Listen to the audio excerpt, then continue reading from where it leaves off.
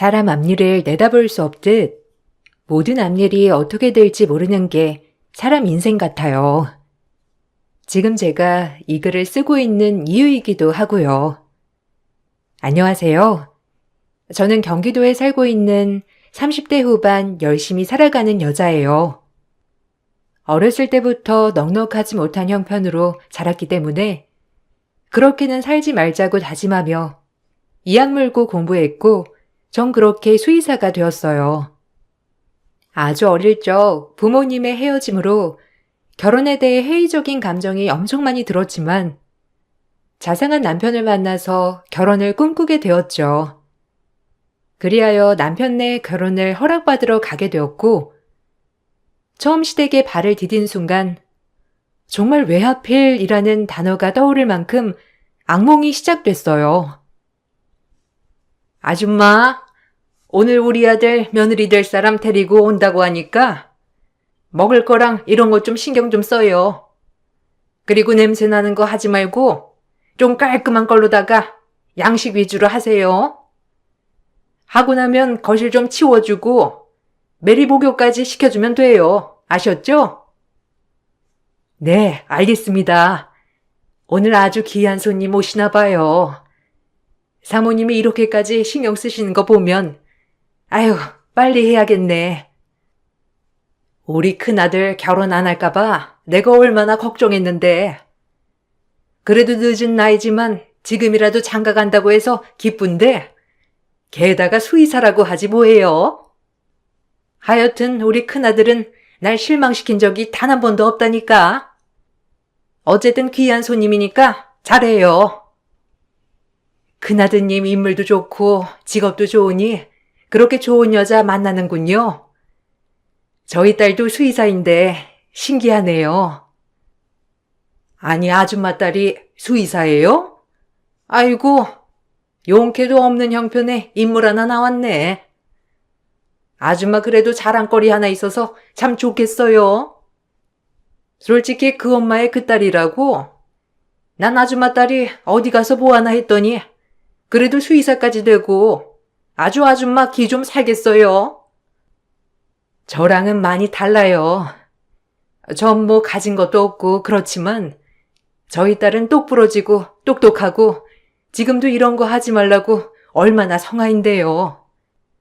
그래도 노후에 애한테 조금이라도 신세 안 지려면 사지 멀쩡할 때 일이라도 해야죠. 그럼 얼른 할게요. 처음 남편의 본가에 인사를 가서 수줍게 인사를 하며 고개를 드는데 멀리서 익숙한 실루엣이 보였어요. 네, 여러분들이 생각하시는 딱 그거 맞아요. 알고 보니 남편의 집에서 도우미로 일하고 계셨던 분은 저희 친정 엄마였어요. 예전보다 살림살이가 많이 나아졌음에도 불구하고 사람은 사지 멀쩡할 때까지 일해야 한다는 철학대로 엄마는 남의 집 파출부를 하고 계셨거든요. 그렇게 하지 말라 말씀을 드려도 엄마는 저에게 노후에 민폐가 되지 않으려면 열심히 해야 한다고 하셨던 분이셨어요. 엄마가 여기서 일하는 거였어? 영인 씨, 인사해. 우리 엄마야. 아, 그리고 안녕하세요. 최미선이라고 합니다. 이게 어떻게 된 거야? 그럼 아줌마 딸이 여기 우리 아들이 결혼하겠다고 데리고 온 처자란 말이야? 아유, 오마이갓. 아유, 머리 아파. 그럼 지금 네가 꼴랑 파출부 딸내미 데리고 온 거니? 이럴 순 없지. 아무리 집안 차이가 나도 유분수지. 안녕하세요, 장모님. 김영인이라고 합니다. 이렇게 처음 뵙네요. 다음 주경에 인사드리려고 했는데 우연히 여기서 뵙네요. 아주머니가 미선이 어머니인 걸 알았으면 더 신경 써드렸을 텐데 얼른 여기 소파에 앉으세요. 이왕 이렇게 된 거. 아니, 어떻게 이럴 수가. 사모님, 제 딸은 저보다 훨씬 많이 배우고 똑똑한 애예요. 그러니까 저 보지 마시고 저희 딸만 봐주세요. 좋은 대학 나와서 학교 다니는 내내 장학금 받아서 수의사 된 딸입니다. 그러니까 절 보지 마시고 딸을 봐주세요. 아유, 시끄러워요. 내가 지금 무슨 상황인지 사태 파악이 잘 안 되니까 일단 다 돌아가요. 아가씨 미안한데 돌아가줘요. 엄마, 그래도 이런 건 아니죠. 애써 여기까지 와준 손님한테 돌아가 달라뇨. 너무하신 거 아니에요? 미선아, 미안해. 그럼 내가 지금 저 파출부 딸이랑 이렇게 마주보고 앉아서 하하호호 해야 한다는 거니? 아가씨, 당장 돌아가요. 전 그렇게 신발장 앞에서 엄마를 마주하게 되었고, 간단한 인사만 나눈 채 시어머니에게 돌아가 달란 말을 들었어요. 남편이 시어머니에게 어떻게 그럴 수 있냐고 소리를 쳤지만, 시어머니는 저와 마주보고 얘기하고 싶지 않다고 선을 그었고, 그리하여 울면서 집을 나오게 되었죠. 그때 당시 어찌나 초라한 마음이 들던지, 지금 생각해보면 저보다도 엄마가 더 저를 걱정하셨을 텐데, 엄마의 마음을 헤아려주지 못한 것 같아 참 죄송스러웠어요. 제가 울면서 집을 뛰쳐나오자 남편이 뒤따라 나왔고, 뒤이어 엄마까지 뒤따라 나왔어요. 남편은 걱정하지 말라며 저에게 어떻게 해서든지 결혼 허락받을 거니까 너무 신경 쓰지 말라고 하더군요. 하지만 예비 시어머니를 보고 난 후 결혼은 못하겠다는 마음이 들어서 그런지 금세 남편을 포기하게 되었어요. 와, 일이 어떻게 이렇게 되냐? 근데 미선아, 걱정 마. 내가 엄마 설득할 거야. 지금 엄마가 많이 놀래고 당황하시니까 돌아가라고 한 거지. 엄마 얼마나 널 보고 싶어 하셨는데. 그러니까 마음에 상처 입지 말고 지금 잠깐은 돌아갔다가 나중에 얘기하자. 날 마음에 들어 하셨다고? 순전히 그냥 수의사라서 그런 거겠지. 아마 상견례하고 집안 차이 난다는 거 알게 됐으면 허락하셨을까? 애초에 잘 된 거야. 시작도 하기 전에 끝을 내는 거지. 그리고 처음 본 나한테 이렇게 대하시는데 우리 엄마한테 어떻게 대하실지 안 봐도 눈에 훤해. 나 자기랑 결혼 못하겠다. 미안해. 그리고 엄마도 빠른 시일 내에 거기 그만두게 할게. 무슨 말을 그렇게 해? 내가 어떻게 해서든지 너한테 상처 안 되게 할 거야. 어머님, 죄송합니다. 정말 이런 모습 보여드리게 돼서요. 아이고, 미안하다, 미선아. 나 때문에 네가 왜 하필 이 집이었는지. 직업에 귀천 없다지만 내가 면목이 없어 정말 미안해. 엄마가 뭐가 미안해. 힘들게 돈 벌려고 취직한 건데. 엄마 탓 아니니까 신경 쓰지 마요. 영인 씨, 나 가볼게. 엄마 가자. 그래도 엄마 아니었으면 네가 이런 일을 당했겠어? 어디까지나 엄마 때문에 네가 이렇게 된 건데 미안해 정말로.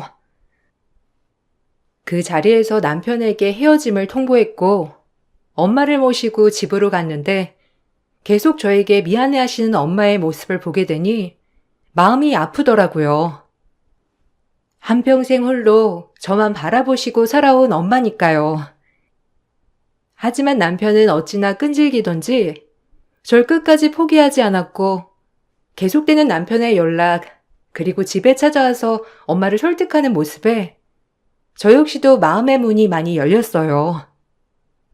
친정 엄마조차도 이런 사람 놓치면 후회할 것 같다고 하면서 오히려 저에게 결혼을 다시 한번 생각해 보라고 하시더군요. 그동안 그 집에서 일하면서 남편을 지켜봤을 때 그래도 사윗감으로 훌륭하다면서 말이에요. 그럼에도 저희 엄마를 대놓고 직설적으로 무시하는 집에 시집을 가기란 영 깨름칙한 게 마음이 많이 내키진 않았어요. 어머님이 미선이 설득 좀 해주세요. 제 전화는 통 받지도 않아요. 저희 엄마 성격 아시다시피 꼬장꼬장하신 거 누구보다 잘 알아요. 절대 미선이 고생 안 시킵니다. 제가 옆에서 미선이 잘 지켜줄 테니까 어머님이 미선이 마음 좀 돌려주세요. 내가 어떡해. 그리고 사모님이 끈질기게 반대할 건데 나 상처받는 건 아무렇지 않지만 내 딸한테 상처 주는 건 나도 못 참네. 지금도 이렇게 반대가 거센데 결혼하고 나면 얼마나 구박할 거야. 우리 딸 모자란 거 없어. 그저 부모 잘못 만나서 힘들게 살아온 것밖에 없는데 시집가서 고생하라고? 난 그렇게는 못해. 그러니까 자네 마음 접는 게 좋을 거야. 내가 미안해. 아니요. 저 미선이 마음 돌려서 꼭 결혼할 거예요, 어머님. 저 믿어주세요. 제가 듬직한 아들이 되어드릴 테니까요. 남편의 끈질긴 부탁에 엄마도 마지못해 결혼을 허락하셨고 저 역시도 마음이 많이 기울었습니다. 그래, 내가 당당하면 됐지. 우리 엄마 뭐가 창피하다고 내가 이렇게까지 숨었을까 하는 생각에 저 역시도 마음을 돌리게 되었어요. 그리고 남편에게 결혼 후 무조건 분가를 하겠다는 조건을 받아들이고 결국 저희는 결혼식을 올리게 되었죠. 결혼식 내내 시어머니의 마음에 안 드는 얼굴이 느껴져 화끈거렸지만 내가 휘둘리지 않고 당당하게 이겨내자라고 생각하게 되었고 그렇게 시집살이도 시작되었어요. 우리 영인이가 하도 너 아니면 생 마감한다고 하니까 허락은 했다만 너희 신혼여행 갔을 때도 내가 심란해서 잠을 못 잤어. 우리 집이 파출부 딸내미가 며느리로 들어온다는 게 말이 되니? 너 기분 나쁘겠지만 그만큼 내가 많이 양보했다는 것만 알아둬. 아휴, 어머님, 혈압 오르세요. 아니, 그러니깐요. 저도 완전 어머님한테 얘기 듣고 쇼킹했다니까요. 어떻게 여기서 일하시는 분이 사돈이 될 수가 있어요? 아유, 우리 어머님 그새 하도 신경 쓰셔서 얼굴이 반쪽이 되셨네. 진짜 사람 앞일은 모른다니깐요. 말해 뭐하니? 어디 가서 큰 며느리인데 내가 당당히 소개할 수가 있어야지. 에휴, 얼굴 화끈거려. 정말 한숨 나온다니까. 동서, 나 들으라고 하는 얘기야? 말 조심 좀 해줬으면 좋겠는데. 그리고 어머님, 저도 영인 씨 아니었으면 절대 결혼 안 했을 거예요. 그러니까 우리 피차 얘기하면 서로 감정만 악화되니까 어머님도 그만하셨으면 좋겠어요. 솔직히 경제력 차이 나는 게 뭐가 대수라고.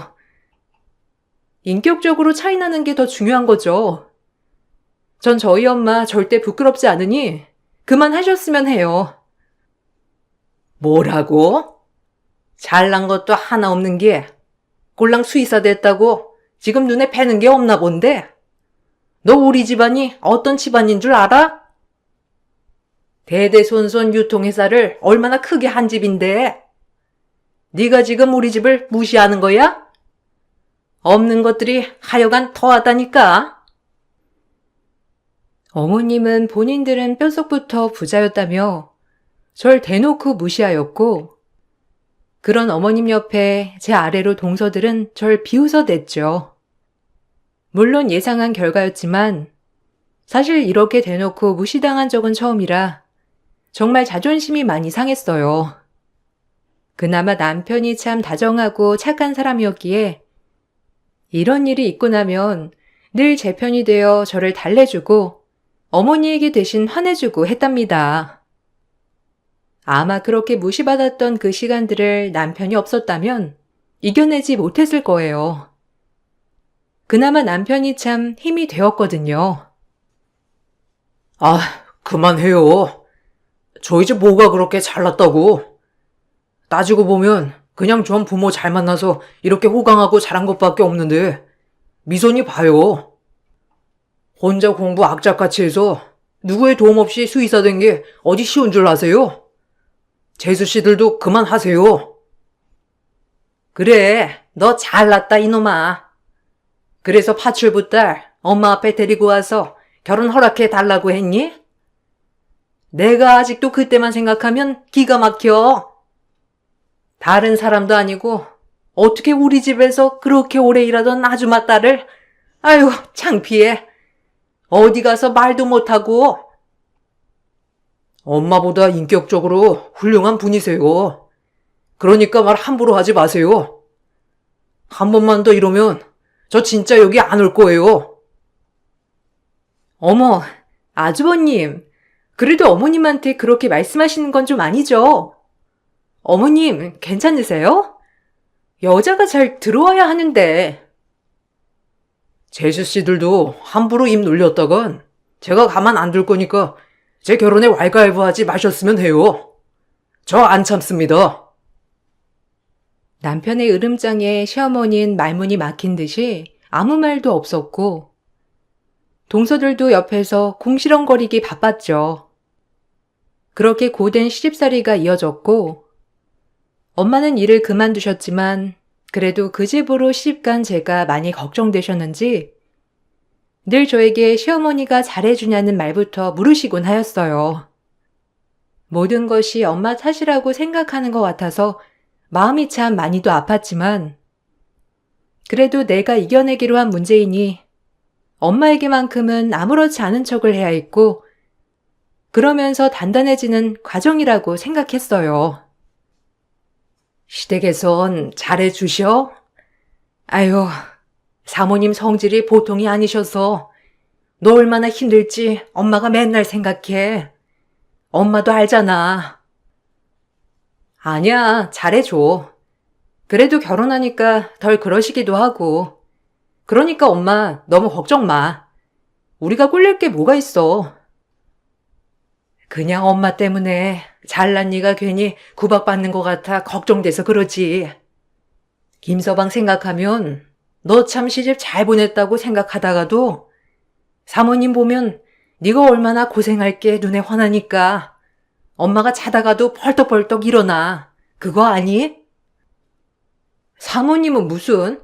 이제 사돈이지. 그래도 영인 씨가 옆에서 많이 챙겨주니까 엄마 너무 걱정 말고 늦었는데 얼른 주무셔요. 네 옆에 김서방이 있다는 게 얼마나 안심이 되는지.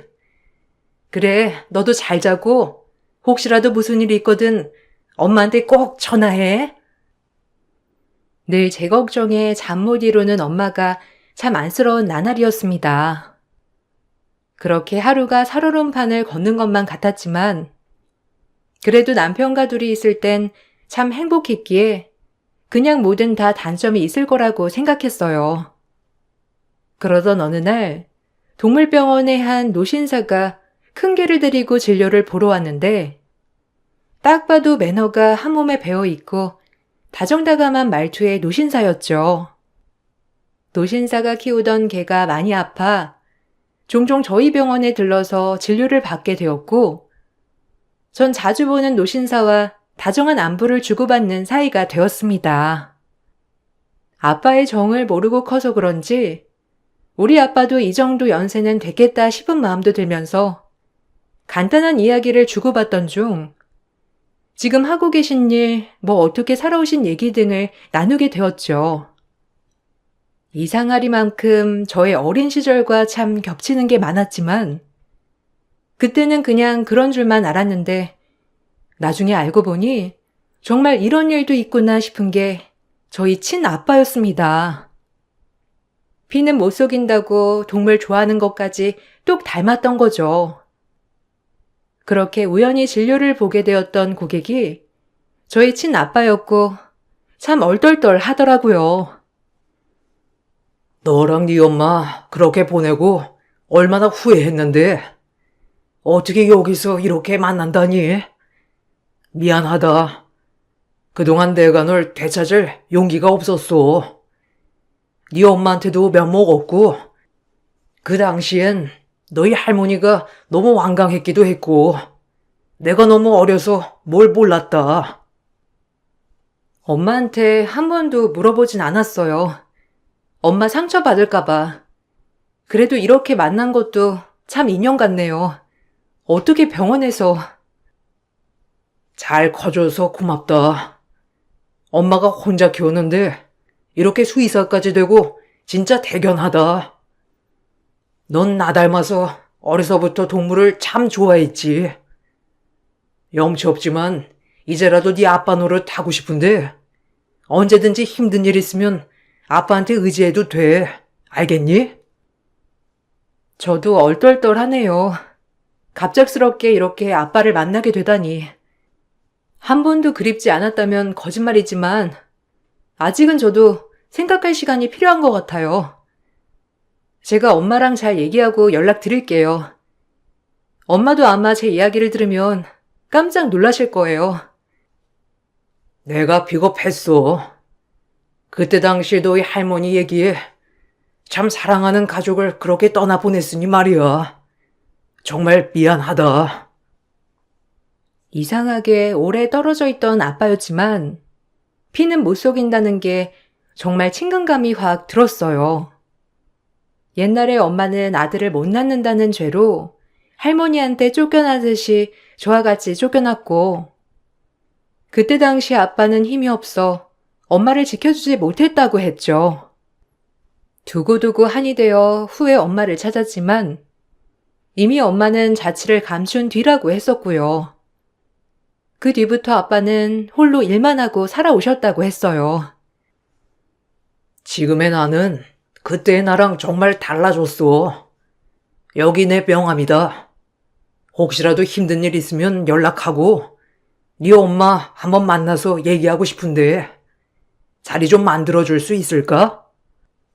내가 니네 엄마한테 너무 미안한 일이 많아서 그래. 너한테도 그렇고.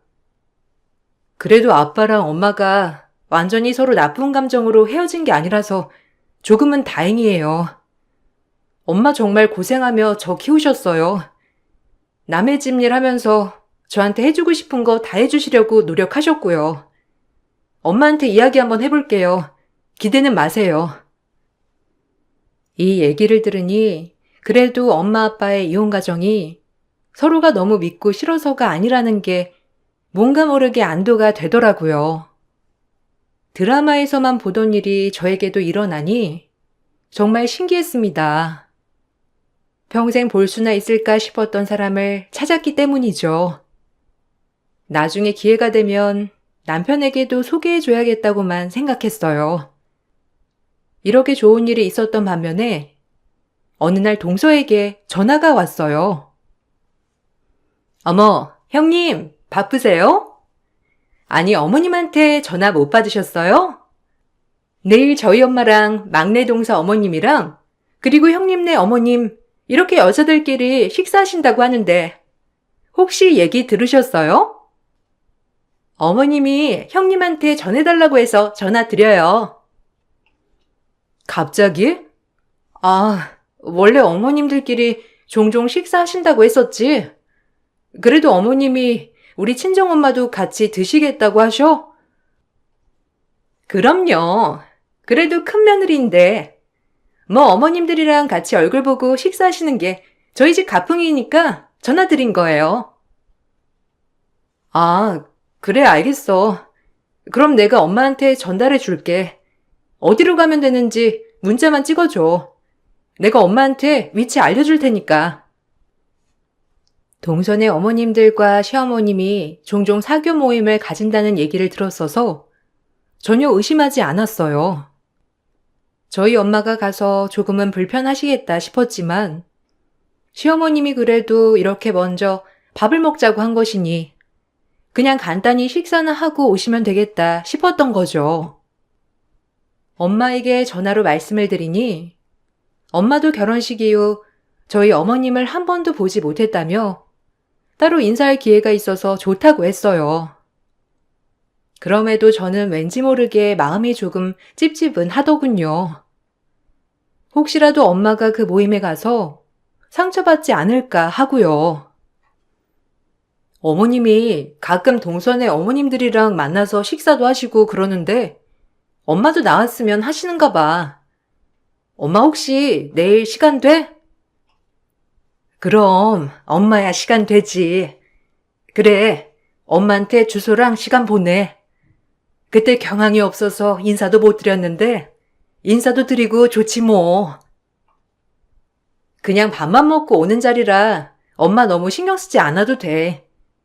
그리고 엄마 이제 그 집 파출부 아니고 사돈이니까 사모님이라고 하지 말고.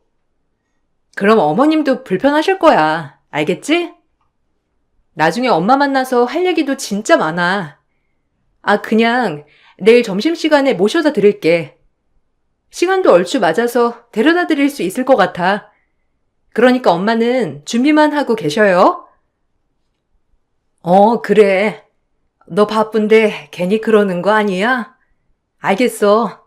엄마 그럼 준비만 하고 있을 테니 내일 보자. 우리 딸 체면 안 구기게 예쁘게 입고 가야지. 그래도 사돈네들 모이는 자리인데 우리 딸 체면 살려줘야지. 미선아, 그럼 내일 보자꾸나. 한편으론 찜찜했지만 그래도 식사 자리 주소를 건넸고 엄마는 처음에다가 혼자 내일 가실 생각을 하니 조금 마음이 안 좋았어요. 그래서 제가 병원 점심시간에 모셔다 드린다고 했고요. 그리고 날이 밝아 다음 날이 되었고 한껏 치장을 한 엄마를 모시고 식당에 들어섰습니다.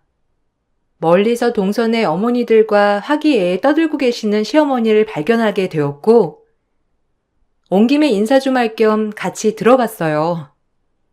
잠시 화장실만 다녀온다고 하고 엄마에게 먼저 가시라고 했어요. 화장실을 다녀오고 있는데 웅성웅성 큰 소리가 나길래 얼른 쫓아가서 보니 정말 제 눈이 뭘 본 것인지 입이 떡 벌어졌습니다. 정말 뭐라고 해야 할지 말이 안 나왔는데 동서 엄마들과 밥 먹는 자리에서 시어머니에게 바로 저희 엄마는 볼을 철서덕 맞은 거예요. 이 말을 덧붙임과 함께 말이에요. 여길 어디라고? 낄 때 안 낄 때 구분 못하는 천치예요? 아니 부르지도 않았는데 여길 어디라고 오냐고? 딸내미가 우리 집 며느리 됐으니 왜? 급이 같아 보여? 여길 어떻게 알아가지고? 나 원참 당장 돌아가요. 아유 머리 아파. 내가 지금 당신이랑 겸상할 때야? 우리 집에서 평생을 파출부만 했던 사람이 어디 감히 나랑 겸상을 하려 들어? 이 무식한 여편네가 당장 나가! 아니 그래도 이건 너무하시네요. 어떻게 사람 면전에 대고 기가 막혀서 당장 사과하세요. 무식한 건 당신이잖아. 놀린 입이라고 지까짓게 감히 나를 가르치려 들어? 사부인들 죄송합니다. 제가 말했죠? 아주 골치 아픈 집구석이라고. 지금 뭐 하는 거예요? 엄마 당장 일어나. 정신 나갔어? 어디서 뺨을 올려다 붙여? 아, 기막혀. 꼴같지 않아가지고. 정 그 자리 즉시 시모의 뺨을 날려버렸습니다. 그 모습을 보고 있던 동선의 어머님들은 놀라서 입을 다물지 못했고 그때 누구의 도움을 청할까 하다가 아빠가 생각이 났어요. 왜 그랬는진 모르겠지만 이 모습을 아빠께 실시간 전송했습니다. 아빠는 제 문자를 당장 읽더니 쏜살같이 식당으로 날아오셨고 엄마도 아빠의 모습을 보고 많이 놀란 모습을 보였어요. 동서라는 사람이 저희 엄마와 저를 곤란하게 하려고 일부러 만든 일이었는데 사실 저희 엄마는 초대도 되지 않았던 거예요. 그리고 아빠 입에서 나온 말들, 아빠가 오자 초대박 복수국이 펼쳐지게 되었어요. 시어머니는 저에게 뺨을 맞고 아빠를 보자마자 저 아빠를 번갈아 보다가 이게 무슨 상황인가 하더군요. 정 그 즉시 시모에게 소리를 질러댔고 저희 엄마도 어리둥절해 하셨어요. 이 여편네야 놀랐어? 내가 당신 뺨을 못 칠 줄 알았나 보지? 어디서 엄마한테 뺨사리를 날려? 당신 내가 돈이 많아봤자지. 어디서 사람을 하대하길. 그리고 이분은 우리 아빠예요. 한부모 가정, 그것도 파출부 딸내미라 그렇게 반대했는데 나한테 이런 아빠가 있을 줄은 상상도 못했지? 당신 당장 사과해. 그 사과 받아줄지는 우리 엄마가 결정하겠지만. 아니 어떻게 이분이 너희 아빠일 수가 있어? 회장님, 아유, 안녕하세요. 저희 청기 유통회사예요. 그때 배웠는데 지금 얘가 하는 말들 다 거짓이죠? 아유, 어떻게 그럴 리가 없잖아요. 분명히 아빠의 아자도 모르고 자랐다고 하던데 설마요. 내 딸이 어떤 남자랑 결혼했는지 매우 궁금했는데 참 이런 인격과 성품을 가진 인간들이 사돈이라니. 내가 회사도 잘못 보고 사람도 잘못 봤네. 당신들이랑 하는 거래 계약 다 파기하겠어. 어차피 계약서에 도장도 안 찍었지만 다른 회사 알아보는 게 좋을 거야. 안 봐도 지금 무슨 상황인지 딱 봐도 알겠으니까. 애 엄마가 이렇게 고생한 것도 모르고 미안하다, 미선아. 아니, 그래도 구두 계약도 계약이잖아요. 이번 물품 납품건 저희 쪽 거 해주신다고 했으면서 제가 상황은 다 설명드릴게요. 회장님이 지금 오해하고 계신 거라고요. 제가 평상시에 미선이한테 얼마나 잘해주는데 미선아, 말 좀 해봐라. 회장님이 오해하시잖니. 오해는 무슨 오해. 엄마가 이 집에서 엄청 고생해가며 일하셨고 그걸 빌미로 파출부 딸이라고 지금까지 저 괴롭혔어요. 엄마한테도 할 말 못할 말 구분 못하면서 막대하셨고요. 아빠한테 이런 모습 보이고 싶지 않았는데 어쩔 수 없이 보이게 되네요. 이런 얼빠진 것들이 감히 내 핏줄한테? 내가 왜 그쪽 회사와 거래를 해야 하지? 도저히 그럴 이유가 없는 것 같고 내 권력 이용해서 전기유통 무너뜨릴 테니 그리 알아. 아마 이 말이 무슨 뜻인지 당신같이 머리에 전 잘 되는 사람은 알아들었을 거라 믿어. 아빠는 그 길로 엄마를 모시고 나갔고 저 역시 씩씩대며 그 자리를 빠져나왔는데 분이 안 풀리더라고요. 사실 아빠의 집은 예전부터 크게 구매대행 사업을 하셨고 지금은 아빠가 물려받아 회장이 되었죠.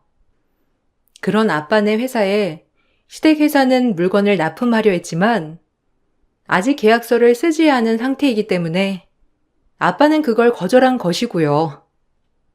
이렇게 큰 회사에 물품을 납품한다는 것 자체가 시댁 쪽에선 어마어마한 이득이었기 때문에 끈질기게 아빠와의 계약을 성사시키려고 했었고 오늘 일로 모든 계약은 물거품이 되었죠. 아빠가 운영하고 있는 회사가 얼마나 큰 회사인지 이미 아빠는 시댁 회사가 손도 못 쓰게 모든 유통 쪽을 다 막아놨어요. 그야말로 시댁 회사는 막대한 재산 피해를 보게 된 것이죠. 사실 벌 받았다고 생각했는데 그런 모습을 보고 엄마는 너무 놀랐는지 아무 말도 못하셨고 제가 가는 길에 아빠와 만난 얘기를 하자 엄마는 막 우셨어요. 다음번에 만나서 말하려고 했는데 이렇게 됐어. 돌고 돌아 만난다는 게 참 이런 건가 봐, 엄마. 그래도 아빠 여태까지 엄마한테 미안한 마음만 가지고 평생을 재혼도 안 하고 사셨대. 내가 동물 좋아하고 그런 게 다 아빠 닮았던 건가 봐. 그때 얼마나 힘들던지. 너 업고 나왔을 때 말이야. 그래도 이렇게 핏줄이니 만나게 되어서 엄마는 너무 기쁘다. 항상 네가 아빠 없이 자란 게 엄마한텐 늘 아픔이고 미안함이었는데 말이야. 이제라도 네가 아빠를 찾아서 엄마는 너무 기뻐. 내가 미안하지. 혼인신고도 안 한 상태였으니 당신 그렇게 나가고 몇 번이고 찾아 헤맸는데 전화번호도 모르지 찾을 길도 없지. 미안해, 정말. 엄마는 예전 기억과 함께 절 혼자 힘들게 키우셨으니 그동안 견뎌왔던 세월이 아빠를 보자마자 터지더라고요. 아빠는 엄마에게 그동안 죄책감을 가지고 평생을 살았다고 하셨고, 그리고 지금부터라도 엄마에게 최선을 다하겠다고 했어요.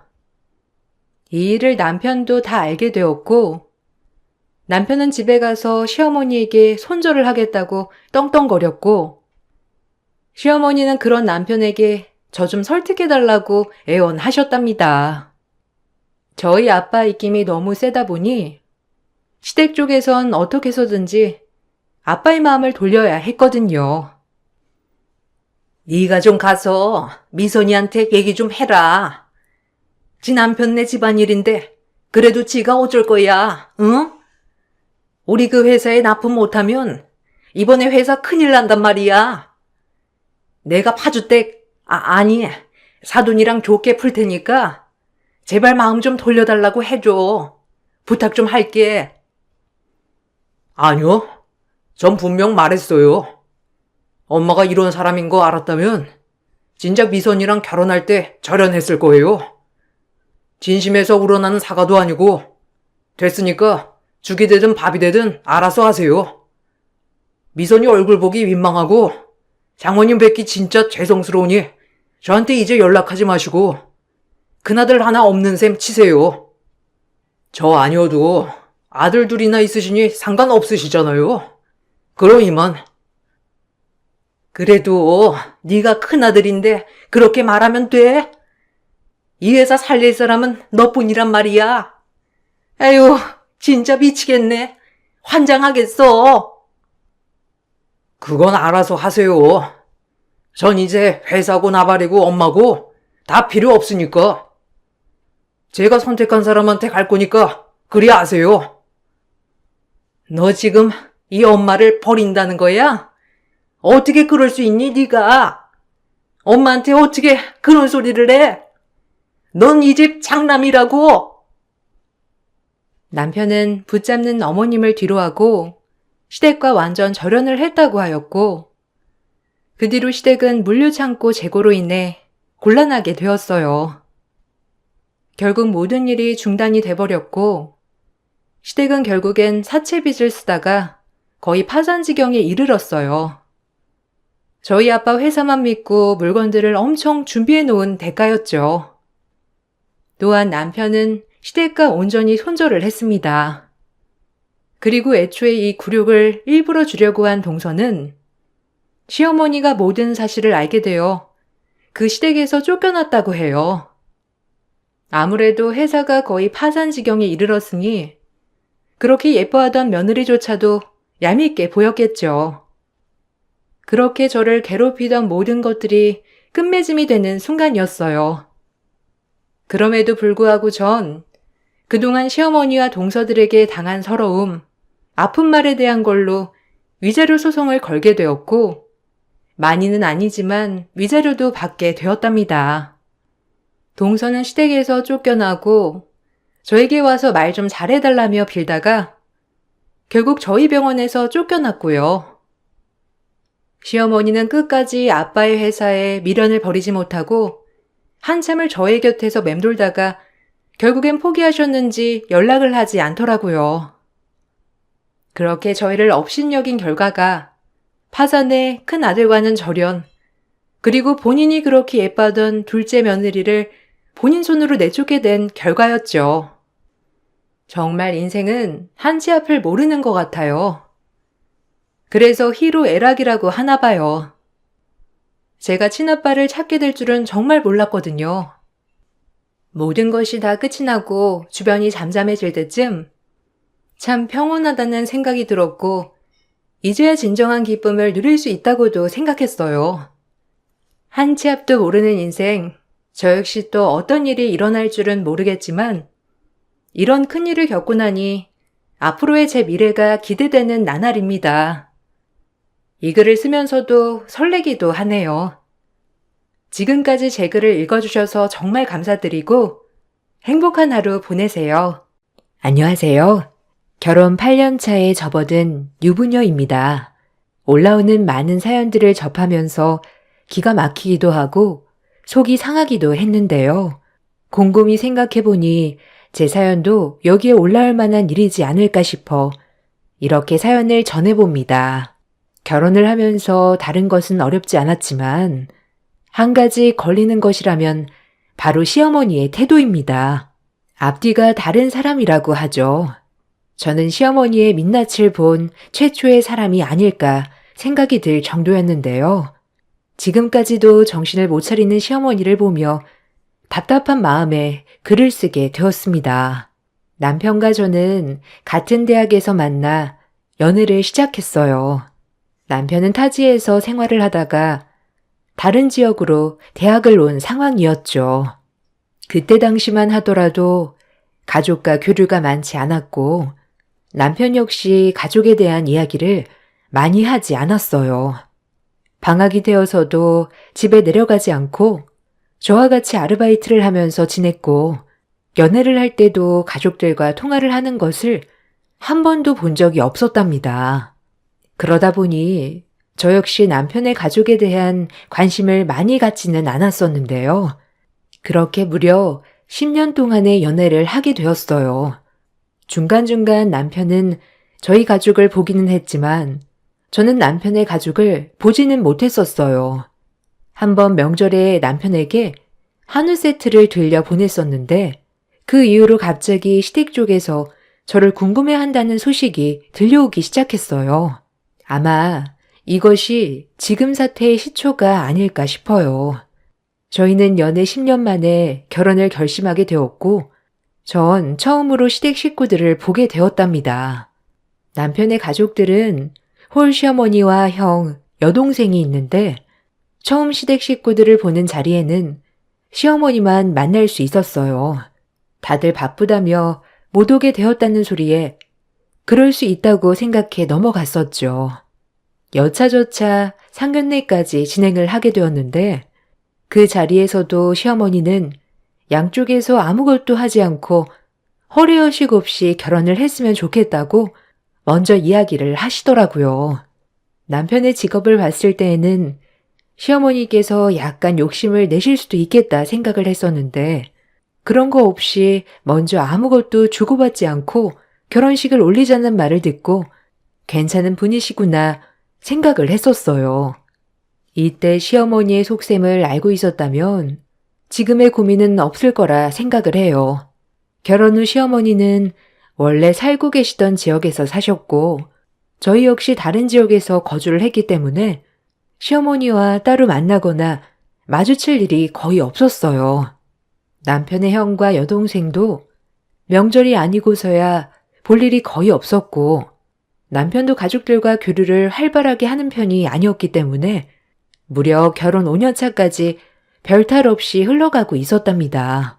그렇게 결혼 5년 차가 지나고 시어머니의 본색이 드러나기 시작했어요. 처음 저희가 살고 있는 지역으로 오게 된 것은 시어머니가 사고로 다리를 다치게 되면서부터였습니다.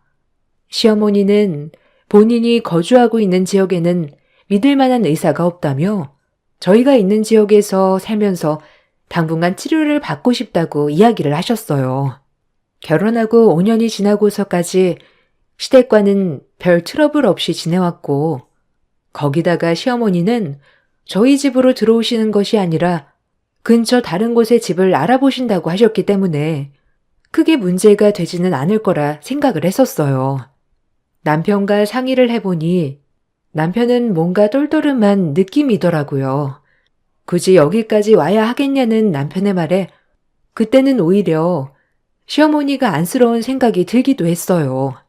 생각해보면 남편은 명절을 제외하고는 시어머니와 연락을 전혀 하고 있지 않는 것 같더라고요. 거기다가 시아주버님과 아가씨 역시 시어머님과 자주 만나는 건 아니었었거든요. 아무래도 가족들과도 멀리 떨어져 살고 있는데 아프기까지 하니 외로운 생각이 들어서 그러실 수 있겠다 생각이 들어서 저는 어머님의 말에 동의를 했어요.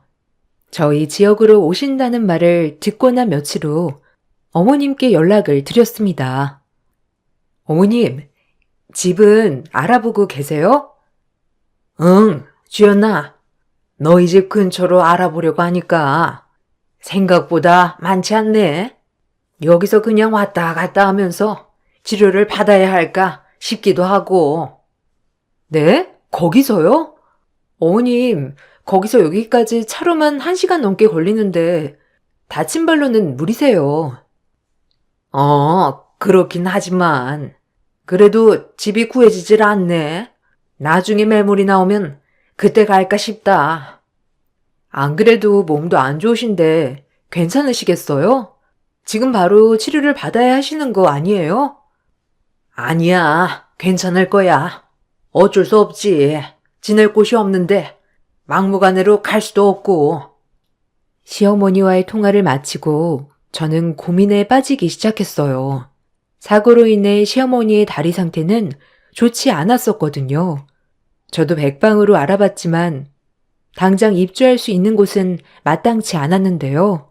남편과 상의를 한 끝에 결국 저희 집으로 모시게 되었답니다. 처음에는 어머님이 극구 반대를 하셨지만 저와 남편이 계속해 이야기를 하니 마지못해 받아주시더라고요. 그때부터일까요? 어머님의 태도는 전과 미묘하게 달라지기 시작했습니다.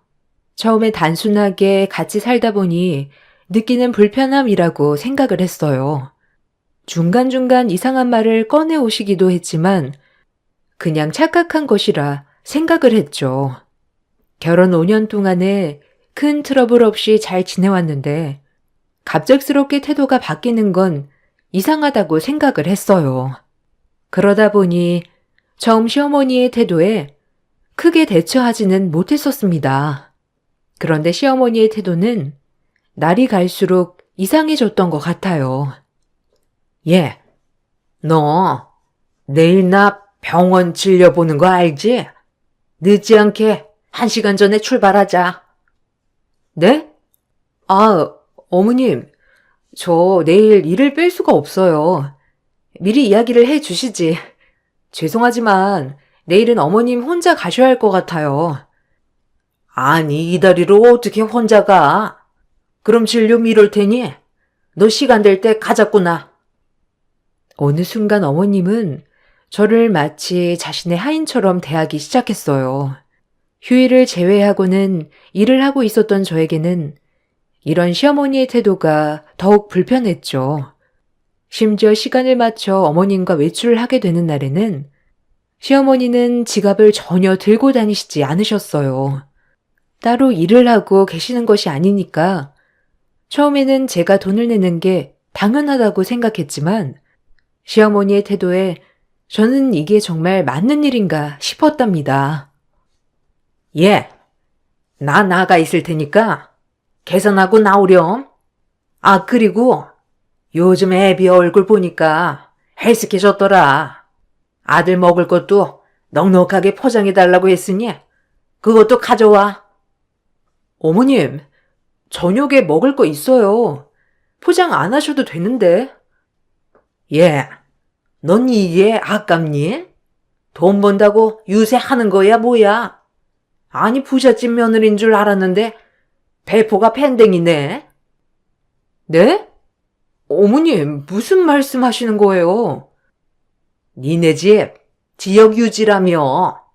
난 그것도 모르고. 어쨌든 계산하고 나와라. 시어머니의 태도는 날이 갈수록 심해졌지만 남편은 그런 시어머니의 모습에 무관심했어요. 더군다나 시어머니는 제 앞이 아닌 다른 사람들 앞에서는 세상 둘도 없는 시어머니처럼 행동하셨죠.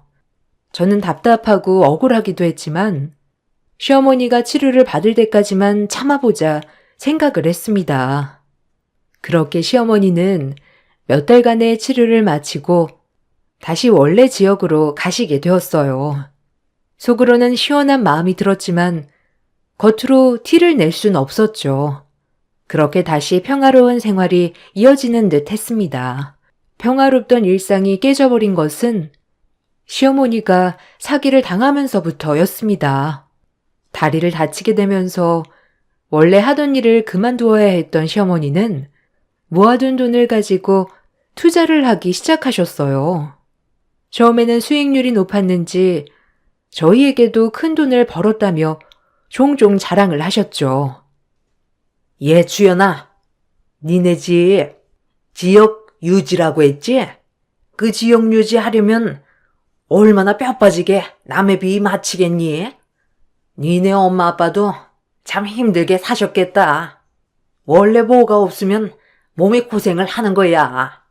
이것 봐.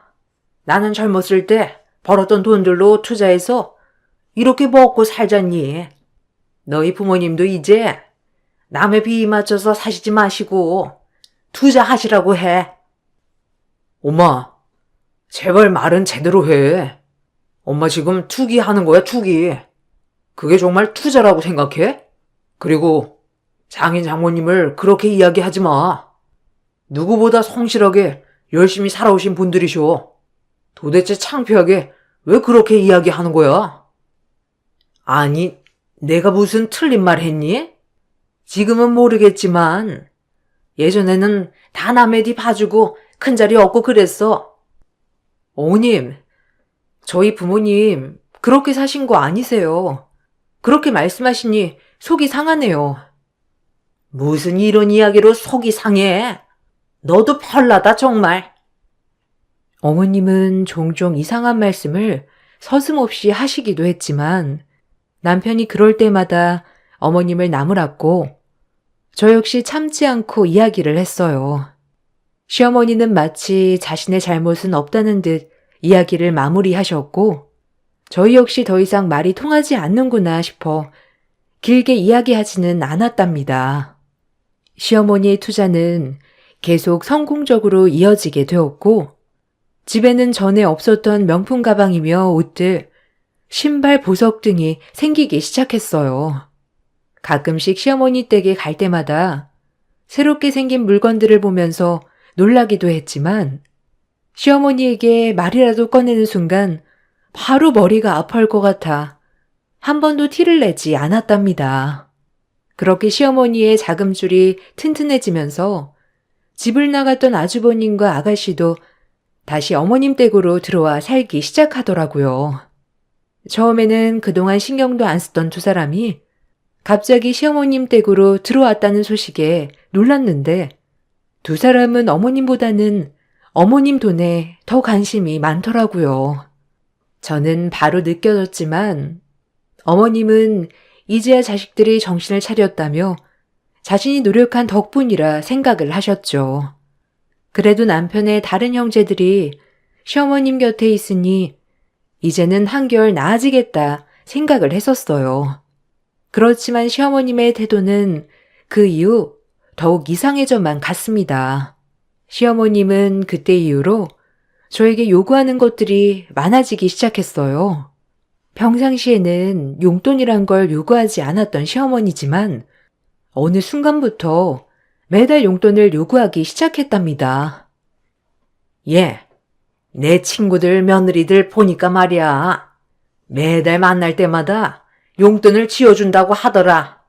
넌 네 남편 민수 친구 성준이 알지? 걔 며느리는 의사라서 아프면 바로 가서 치료받고 주기적으로 영양제도 보내주고 그런다고 하던데 아이고, 난 뭔 복을 갖고 있나 몰라. 어머님, 용돈을 원하시는 거예요? 남편과 한번 이야기를 해볼게요. 아니, 넌 지금까지 뭔 이야기를 들은 거니? 아까 말했잖아요. 남편한테 비밀로 하고 지어주는 거라고. 너 돈도 많은데 왜 허락을 받아? 어머님, 이제 아이도 갖고 미래도 생각해야죠. 지금 모아두지 않으면 나중에는 더 힘들잖아요. 용돈 필요하시면 남편과 상의해 볼게요. 에휴, 넌 말이 안 통하네. 됐다. 엎드려 절받기 그만할란다. 시모는 어떻게든 저에게 용돈뿐만 아니라 틈틈이 무언가를 요구하기 시작하셨어요. 그렇지만 저는 너무나 의아했답니다. 결혼을 할 때도 양가 지원 없이 집을 구하고 생활비를 마련하고 거기다가 우리 두 사람 모두 아직까지는 월급이 넉넉한 편은 아니었기 때문에 아이까지 생각한다면 지출을 줄여야 하는 형편이었거든요. 그런데 어느 순간부터 시어머니의 계속되는 금전적 요구로 점점 의문은 커지기 시작했답니다. 시어머니에 대한 의문이 커지면서 저는 점점 시어머니께 단호하게 이야기를 하게 되었어요. 문제는 시어머니뿐만 아니라 시아주버님과 아가씨도 함께 저에게 무언가를 요구하기 시작했다는 것이었어요. 평소에는 전화 한 통도 없었던 아가씨가 갑자기 전화가 와 나갔을 때도 당황을 할 수밖에 없었어요. 어머, 아가씨, 오랜만이에요. 아니, 어떻게 여기까지 오셨어요? 밥은 먹었어요? 오빠는 여기 온 거 알고 있어요? 아, 언니?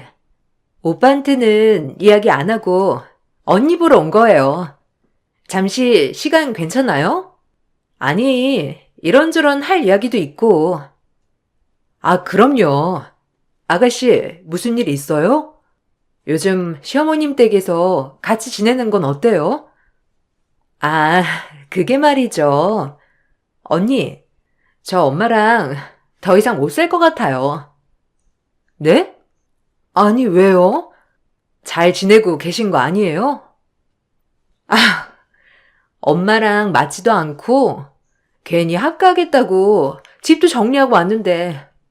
언니, 혹시 저 1년만 살 집 마련해주면 안 돼요? 제가요? 아니, 오빠한테도 아니고 거기다가 저 그럴 만한 능력도 없어요. 에이, 언니 그만한 능력 있잖아요. 오빠한테 말했다가는 저 당장 내쫓길 거예요. 언니, 오빠한테는 비밀로 할 테니 한 번만 도와주세요. 아가씨의 황당한 요구는 며칠 동안 계속되었어요. 저는 밑도 끝도 없이 요구하는 시댁 식구들이 어처구니가 없었지만 그렇다고 해서 없는 걸 도와줄 수는 없다 생각을 했답니다. 그 이후에도 어머님은 냉장고를 사달라, 텔레비전이 고장났다, 차가 말을 안 듣는다며 이런저런 이야기들로 저에게 무언가를 요구하셨어요. 그때마다 혹시나 남편에게 이런 이야기를 들어봤냐며 물어보면 자신에게는 한 번도 전화가 온 적이 없다고 대답을 하더라고요. 저는 그때 시댁 식구들이 내가 만만하니 이러는 거라는 걸 알게 되었답니다. 더 이상은 참을 수 없다 생각이 들어 남편에게 그동안의 이야기를 모두 털어놓았고 남편은 크게 분노하여 그 길로 시댁에 찾아갔습니다. 시댁 식구들에게 엄포를 두고 돌아온 남편은 이제는 시댁 식구들과 연락도 하지 말라며 핸드폰도 모두 차단을 해 주었어요. 그렇게 얼마간의 시간이 지나고 시댁에 큰일이 생기면서 다시 제자리로 돌아오게 되었습니다. 바로 시어머니의 투자가 사기로 인해서 모든 것을 날려버리고 만 것이죠. 시어머니는 과도한 투자로 인해서 가지고 있던 재산들을 모두 날리게 되었고 시어머니, 아주버님, 아가씨 모두 길바닥에 나앉게 생겨버렸습니다. 남편과 저는 고민을 하다가 어쩔 수 없이 시댁 식구들을 당분간 받아주기로 했어요. 집으로 들어온 시댁 식구들은 며칠 동안 기가 죽은 듯이 조용히 지냈습니다. 조용히 지내는 시간은 단 며칠도 되지 않았지만요. 한 달이 지나고 나서 시댁 식구들은 집을 구할 생각이 없는지 집을 알아보지도 않고 있었어요. 남편도 그때 당시 일로 이른 새벽부터 자정까지 바빴기 때문에 집안일에 신경을 전혀 쓰지 못하는 상황이었죠.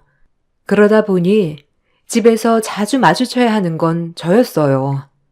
남편 없이 시어머님과 아주버님, 아가씨와 저녁을 먹던 자리에서 시어머님은 당당하게 방을 바꿀 것을 요구했습니다. 예, 너 이제 나랑 방 바꿔야 하지 않겠니? 생각해보니 내가 우더른인데 어떻게 작은 방에서 지내게 할 생각을 하니? 제대로 된 며느리라면 이런 생각 없이 먼저 방을 바꿔줬을 텐데. 네가 생각이 없는 건 알았지만 이 정도일 줄은 몰랐다. 원래 어른이 오시면 큰 방을 내어드리는 거야. 이제 우린 여기서 살아야 할 것 같으니 니네가 작은 방에서 생활하렴. 집은 뭐 바꿀 건 없으니까 내일 당장 정리하자. 어머님, 그럴 수 없어요. 어머님, 집을 구해서 나가기로 하신 거 아니에요? 나중에 나가실 때 생각하면 그냥 이렇게 지내시다가 가시는 게 나아요. 아니, 언니. 아니, 무슨 말을 그렇게 예의 없이 해요? 아니, 우리 엄마가 틀린 말 한 것도 아니고 언니네 엄마라도 그렇게 이야기하셨겠어요? 그래, 재수씨. 그러게 안 봤는데 너무하네요. 역시 있는 집 자식은 다른가? 우리가 사기 좀 당했다고 무시하는 거야, 뭐야? 아니에요, 아주버님. 무시하는 게 아니라. 어머, 얘들아. 주연이 좀 봐라. 눈 똑바로 뜨고 나한테 대드는 거 너희도 봤지? 예전부터 이러더라. 내가 뭔 말을 하면 아니라고만 하고 온통 내 말만을 무시하니 이렇게 참아주는 시어머니가 어디 있다고. 내가 제명에 못 살겠다, 정말. 엄마, 신경 쓰지 마. 언니, 엄마 좀 잘 챙겨요. 다른 사람이 보면 언니 욕해요. 아가씨, 내가 뭘 했다고 그래요? 너무한 건 어머님이세요. 아니, 재수씨, 너무하네. 원래 이런 사람이었어요? 엄마가 뭘 그렇게 잘못했다고 그런 태도예요? 한바탕 난리가 나던 그때 일찍 일을 마친 남편이 들어왔어요. 살얼음판 같은 분위기를 보고 남편은 저를 조용히 불러서 이야기를 하더라고요. 여보, 지금 상황이 불편한 건 알겠지만 사기를 당해서 어쩔 수 없이 오셨잖아. 불편해도 조금만 참아줘. 당신 무슨 소리야? 지금 내가 잘못했다고 말하고 싶은 거야? 아니, 그게 아니고. 아휴, 됐다. 그만 얘기하자. 뭘 그만 얘기해. 너무한 건 당신네 식구들이야. 갑자기 집으로 들어와서 안방까지 차지하겠다는데 내가 화가 안 나? 알겠어. 알겠으니까 그만하자고. 내 편인 줄 알았던 남편까지 저에게 나무라니 저는 정말 어떻게 해야 할지 모르겠더라고요. 밖에 있었던 시댁 식구들이 남편이 저에게 뭐라고 이야기를 하는 걸 들었는지 그날 이후부터는 노골적으로 저를 무시하기 시작했습니다. 제가 무슨 행동을 할 때마다 부풀려서 남편에게 전달했고 남편은 그 말을 듣고 제 이야기를 듣지 않고 화를 내기 시작했죠. 집안은 순식간에 분위기가 바뀌었고 시모의 태도는 점점 더 당당해져 갔습니다. 예, 너 오늘 나랑 어디 좀 가자. 어디요, 어머니? 아니, 무슨 말이 많니? 가자면 가는 거지. 이따가 출발할 테니까 차 좀 대기시켜놔. 시모는 점점 저를 막대하기 시작했습니다. 거기다가 제가 버는 돈을 마치 자신의 돈인 양 사용하기 시작했죠. 이날도 시모는 자신이 원하는 옷이 있다며 저를 데리고 백화점을 갔습니다. 시모는 거리낌 없이 비싼 브랜드 옷들을 고르기 시작했죠. 저는 어머님께 조심스럽게 말을 해보았지만 시어머니는 그때마다 큰 소리로 이야기를 하기 시작했습니다. 어머, 주연아. 엄마는 괜찮다니까.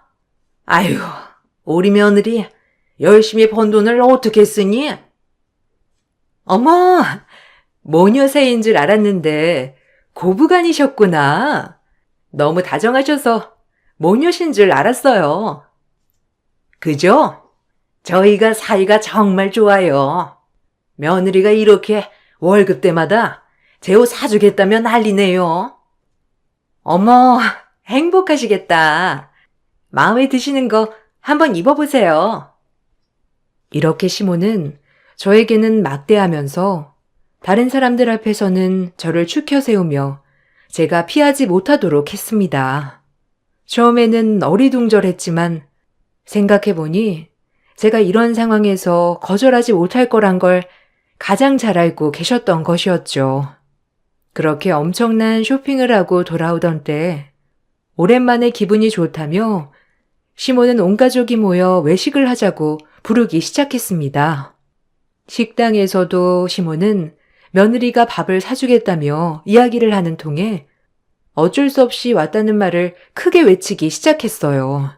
조용히 밥만 먹고 가야겠다 생각했던 저는 실수로 시모의 패딩에 물을 쏟고 말았어요.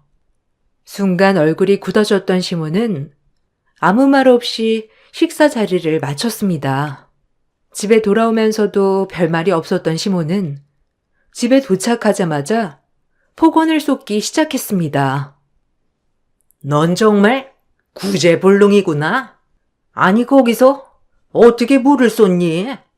너 이 옷을 내가 얼마나 아끼는지 몰라? 내가 거기서 얼마나 창피했는지 아니? 물 쏟은 옷을 입을 수도 없고 너 때문에. 어머님 죄송해요. 그렇지만 다른 거 아니고 물을 쏟은 거라 마르면 괜찮을 거예요. 네가 어떻게 알아? 물 때문에 얼룩지면 네가 책임질 거야?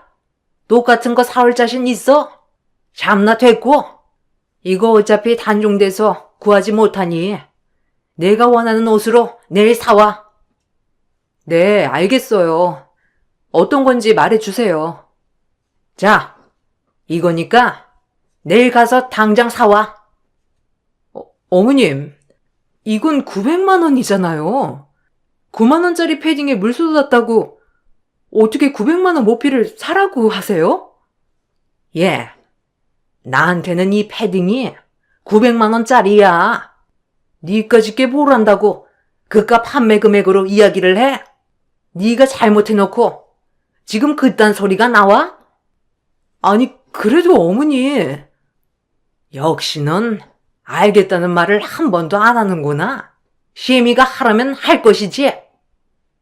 시어머니가 난동을 피우던 그 순간 욕실문이 활짝 열렸습니다. 열린 문으로 나온 사람은 다름 아닌 제 친정 아버지였어요. 저도 깜짝 놀랐지만 저보다 더 놀란 것은 바로 시어머니였습니다. 놀란 표정으로 아빠를 보니 아빠는 당장이라도 집을 뒤엎을 것 같은 표정으로 시어머니를 바라보고 있었습니다. 시어머니는 아빠를 보며 놀란 표정을 짓다가 해명을 하기 시작했죠. 아니 사돈.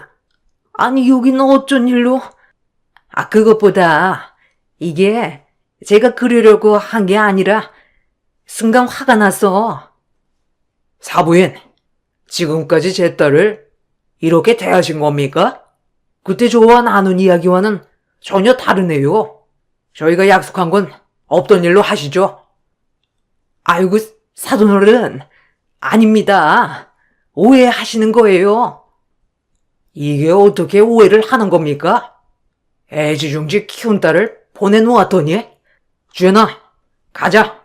여기 더 이상 있을 필요 없다. 시모는 아빠의 옷을 잡고 계속해서 오해하는 거라며 이야기를 하셨지만 아버지는 아무런 대답도 하지 않은 채 저의 손을 잡고 집으로 향하셨습니다. 계속해서 시어머니와 시댁 식구들의 전화가 빗발쳤고 남편은 바로 친정으로 왔습니다. 집에 오고 나서도 아무런 이야기를 하지 않으셨던 아버지는 남편이 도착하고 나서 저희 둘을 앉히고 이야기를 해 주셨습니다. 아버지께서 하신 이야기는 정말 놀라웠죠. 사실 몇 년 전 사부인께서 나를 찾아온 적이 있었다. 사부인은 지금 당장 집을 빼야 하는 상황이지만 금전적인 여유가 되지 않아서 너희와 합가를 해야 할 것 같다며 이야기를 했단다. 그때 난 하나밖에 없는 외동딸이 시어머니와 함께 살다 보면 불편하진 않을까 싶어 사부인에게 1억을 빌려주었지. 그 후로 사부인은 몇 번 나와 너희 엄마를 찾아와 하소연을 하면서 자금을 지원해주길 바랬다. 난 주연이 네가 행복하고 안정적으로 살 거라 생각을 하고 빌려준 것이었지만 이런 취급을 받고 있을 줄이야. 아버님, 죄송합니다. 다 제 불찰입니다. 상황이 그래서 어쩔 수 없는 일이라 생각하고 신경 쓰지 않았습니다. 정말 죄송합니다. 자네, 미안하지만 주연이와 헤어져 주게. 그리고 사돈과 이야기를 했던 자금은 앞으로 더 이상은 없을 걸세. 아버님, 그럴 수 없어요. 주연이와는 헤어질 수 없습니다. 용서해 주세요. 내 생명보다 더 소중히 키웠던 딸이야. 결혼을 할 때도 자네에게 이야기하지 않았나? 다른 것보다 내 딸 편이 되어주라고. 주연이가 그 모진 일을 당할 때 자네는 어디서 무얼 하고 있었나? 겨우 불을 쏟은 것으로 온갖 멸시와 무시를 당했는데 그런 집안에 어떻게 다시 내 딸을 보내라는 건가? 자네 딸이었으면 그렇게 할 수 있겠나? 더 이상 자네와도 이야기를 하고 싶지 않네. 이만 돌아가. 남편은 아빠의 말을 듣고 집으로 돌아갔고 아빠는 저에게 나머지 이야기를 해 주었습니다.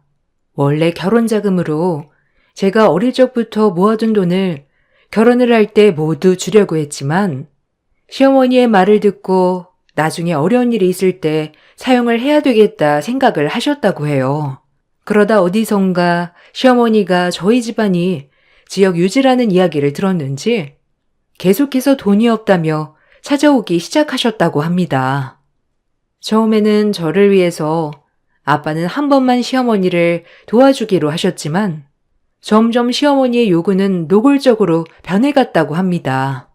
생각해보니 아버지께 자금을 받으러 갔던 시기부터 시어머니는 저를 부잣집 며느리라 칭하기 시작했었죠.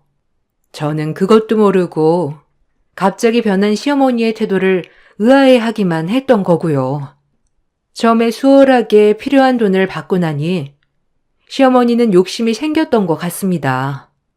그래서 나를 힘들게 하면 친정 식구들이 마음이 약해져 자신에게 더 자금을 줄 것이라는 어이없는 생각을 했던 것이죠. 아빠 역시 시어머니의 욕심을 아셨기 때문에 도와주지 않으면 그 피해가 저에게 갈 것이라 예상을 했다고 합니다. 그렇지만 이렇게까지 저에게 막말을 퍼붓고 있을 거란 생각을 전혀 하지 못했는데 바로 그날 직면을 하게 되었던 것입니다. 아빠는 이날 일 전에도 시어머니가 찾아오셨다고 이야기를 하셨어요. 그날도 시어머니는 어쩔 수 없이 저희 집에서 다 같이 지내고 있는다며 돈이 없어 이사를 갈 수가 없다는 이야기로 아빠에게 말을 꺼내 오셨다고 해요. 고민을 하던 아빠는 시어머니가 필요한 금액을 빌려주고 이번이 마지막이라는 말을 직접 하기 위해서 저희 집까지 찾아오게 되신 거였습니다. 집으로 찾아갔더니 아무도 나오지 않아 남편에게 연락을 하고 집에 들어가 화장실을 갔었던 것이죠. 이런 상황을 전혀 알지 못했던 시어머니는 평소와 다름없이 집에 와 저에게 폭언을 하며 과도한 요구를 했던 것입니다. 어쨌든 그날 시어머니는 놀라 쓰러지면서 그 충격에 입이 돌아가 병원으로 실려가게 되었다고 합니다. 시댁 식구들 모두 저에게 냉정하다며 문자를 보내오기도 했습니다. 그 메시지를 보고 더 이상 이 사람들과 함께해서는 안 된다는 걸 다짐하게 되었어요. 냉정하게 더 이상의 지원은 없을 것이라 메시지를 보내고 난 후 정리를 했어요. 그 이후 시어머니는 계속해서 저와 저희 부모님께 연락을 해왔지만 한 번도 받아주지 않았습니다. 어떤 날은 폭언이 가득 담긴 메시지를 보냈다가 어떤 날은 자신의 잘못을 용서해달라는 메시지를 보내오고 있습니다. 그렇지만 시어머니와 시댁 식구들의 연락은 그날 이후로 답하지 않고 있어요. 거기다가 아버지는 지금까지 시어머니께 빌려준 자금에 대한 자료를 준비해 청구를 진행하셨습니다. 민사로 진행된 사건은 결국 배상 판결이 났고 시어머니는 이 돈을 갚기 위해 밤낮 없이 일을 하고 있다고 하네요. 남편은 그 이후로도 꾸준히 저희 집을 찾아왔고 시댁 식구들과 절연하겠다는 약속을 하고 다시 같이 생활을 하고 있습니다. 처음에는 남편이 자신의 어머님의 빚을 갚겠다고 이야기를 했지만 아버지는 원하지 않으셨습니다. 처음 시어머니와 약속한 건 역시 시어머니 당신이 직접 돈을 갚는 것이었기 때문에 아빠는 모든 돈을 다 갚을 때까지 시어머니를 용서할 수 없을 것이라고 말씀하셨죠. 지금 생각해보면 결혼 후 처음 5년이라는 시간 동안에는 시어머니가 저희 집안에 대해서 잘 모르고 있었기 때문에 본래 속내를 알지 못했던 거라 생각이 든답니다. 만약 처음부터 결혼하기 전에 저희 집에 대해서 알았다면 시어머니는 그때부터 본색을 드러냈을지도 모르겠다 생각이 들었네요. 아마 서로 다른 지역에서 살았으니 각자의 상황을 잘 모르기 때문에 5년이란 세월이 지나고 나서야 알았던 것이겠죠. 지금은 평온한 생활을 보내고 있습니다. 남편과의 관계도 점점 회복하고 있어요. 사람의 본색이라는 건 누구도 알 수 없는 것이라고 하지만 이렇게 무서운 것도 있다는 걸 알게 되었습니다. 저의 이야기를 끝까지 들어주셔서 감사합니다. 안녕하세요. 저는 태어난 지 3달밖에 안 된 아들 하나 키우고 있는 30대 후반 여자입니다. 현재 눈앞에 펼쳐진 현실들을 어떻게 감당해야 될지 몰라 사연을 신청하게 되었습니다. 남편이 세상을 떠난 지 벌써 3개월이 지났지만 아직까지도 제 곁을 떠났다는 게 믿어지지가 않아 정신과 치료까지 받고 있는 상태입니다. 불과 3달 전에 남편은 출산하던 날 산부인과로 급하게 오다가 세상을 떠났어요. 아이가 세상 밖으로 나오고 있는데 남편의 사고 소식을 들었을 때 너무 큰 충격을 받아 정신을 잃게 된 이후 눈을 떴을 때 아이는 이미 수술로 출산이 된 상태였어요. 온몸에 힘이 없는 상태에서 흐느끼는 소리에 고개를 돌려보니 제 옆에서 시모가 눈물을 흘리고 있었습니다. 그리고 저와 눈이 마주친 시모는 불쌍해서 어떡하냐고 오열을 하셨고 도저히 믿을 수 없는 사실에 저 또한 눈물이 멈추지 않았어요. 출산으로 인해 온몸이 말을 듣지 않아 남편한테 가지도 못한 채 누워만 있는 제가 너무 싫었어요.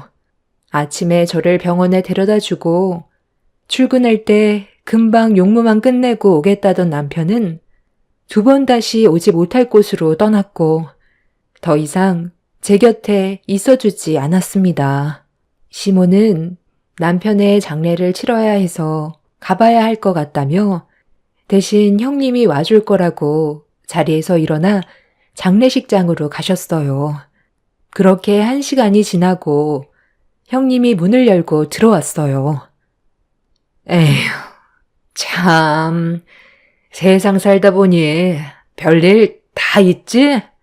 하필 동서 출산날 서방님이 교통사고로 떠나게 될지 누가 알았겠어.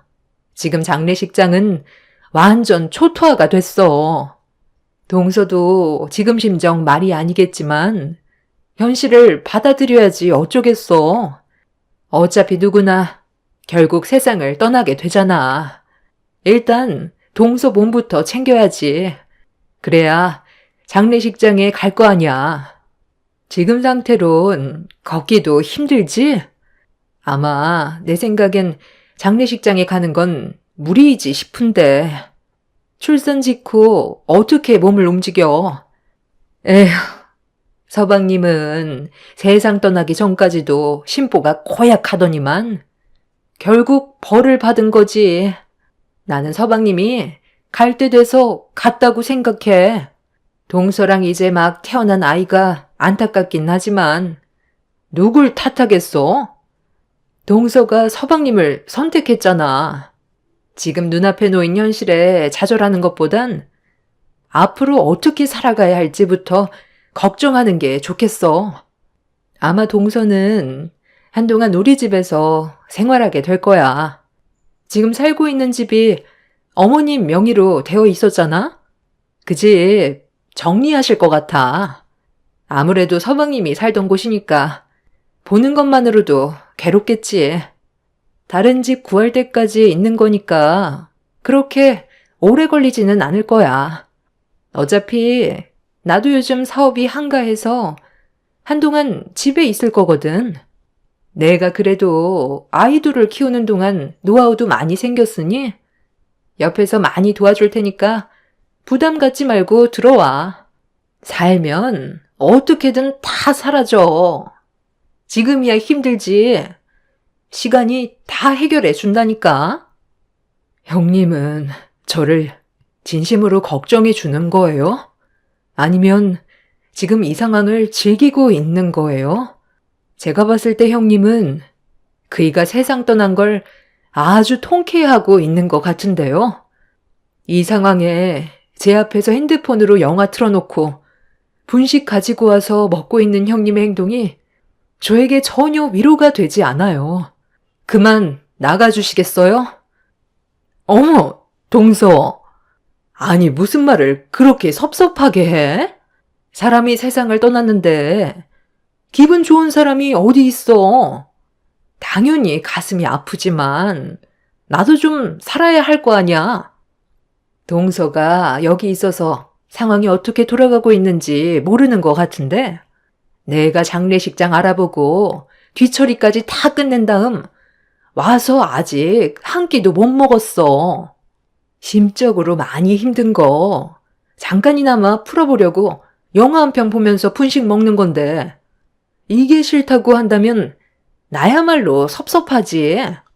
서방님 장례식장 준비해준 게 나라니까.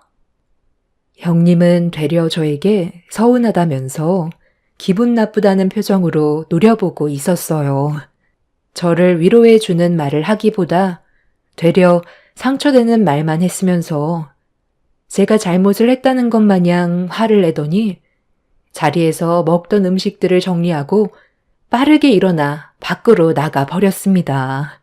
출산 직후라 몸도 움직일 수 없는 상황인 거 뻔히 알면서 제 속을 긁어놓는 형님의 생각 없는 행동들이 너무 화가 났어요.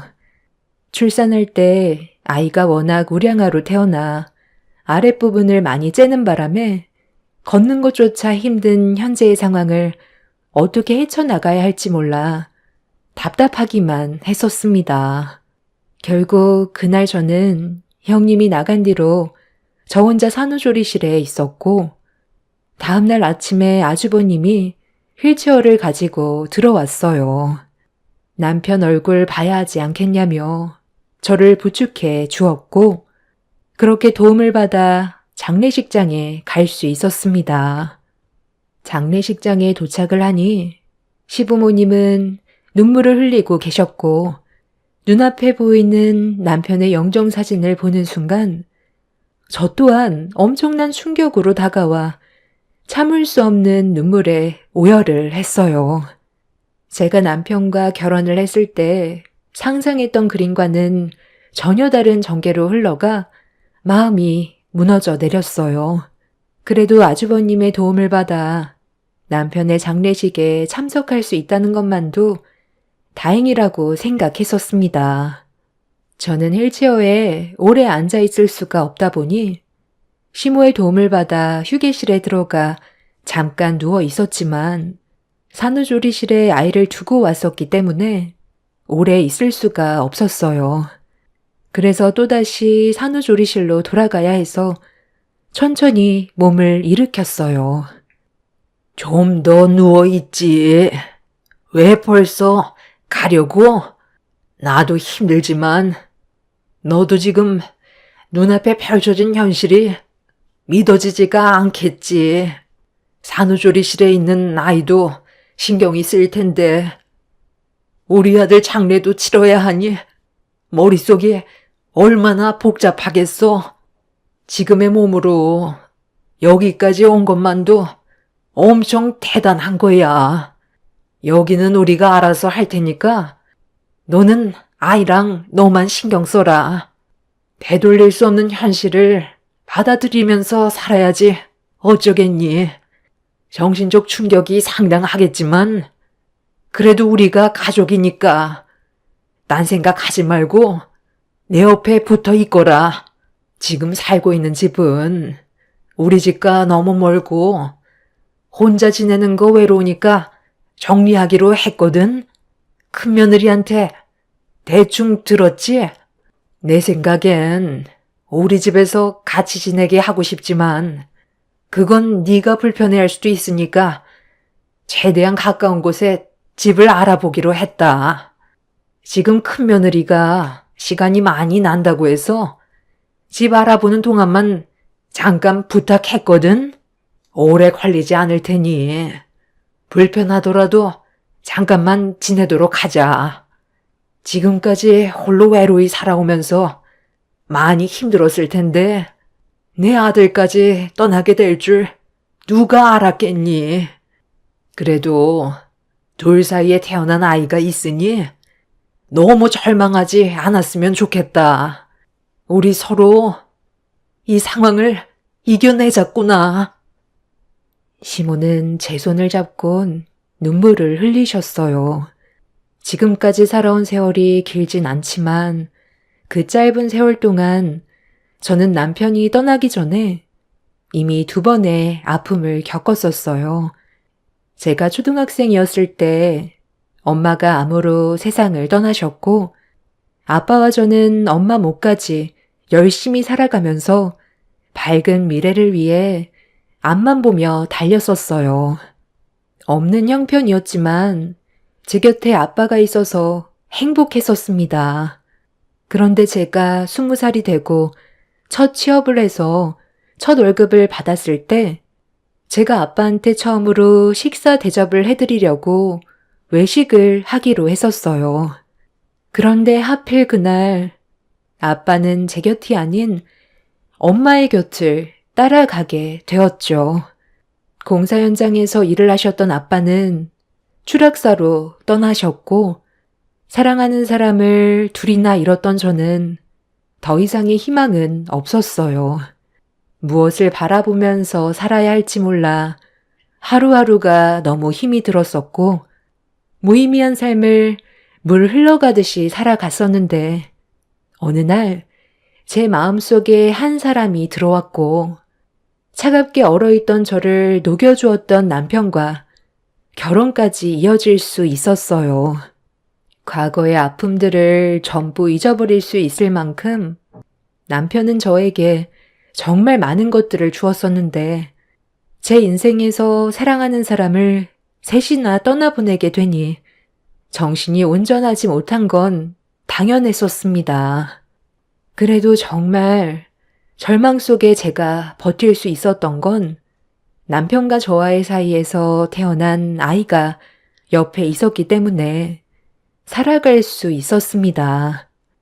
시몬은 저에게 장례식장에 더는 오지 않아도 된다며 출산 직후의 몸이라 더 큰 문제라도 생길까봐 걱정을 하셨지만 남편의 장례를 끝까지 함께하고 싶었어요. 그래서 아주버님의 도움을 받아 산후조리실을 왔다 갔다 하면서 자리를 지켰고 그렇게 남편의 장례를 힘겹게 끝낼 수 있었지만 계속해서 움직여서 그런지 상처 부분의 회복 속도가 더뎌서 일주일 정도 산후조리실을 더 이용했어요. 혼자서 어느 정도 움직일 수 있는 상태가 되었을 때 시모의 말대로 형님 댁에 잠깐 머물면서 도움을 받게 되었고 형님은 산후조리실에 있었던 일들 때문에 그런지 차가운 분위기를 조성했지만 그래도 저와 아이를 위해 많은 것들을 도와줬어요.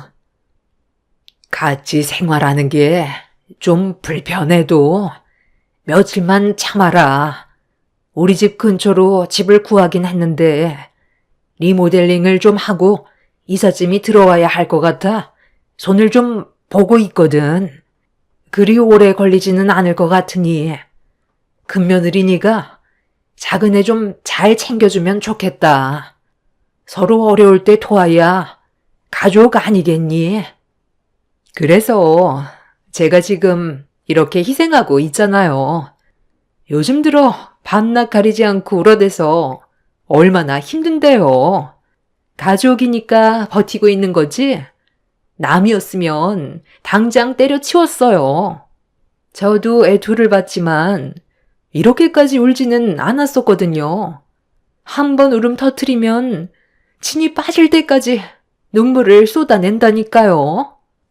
하루빨리 지금의 상황들이 정리됐으면 좋겠어요.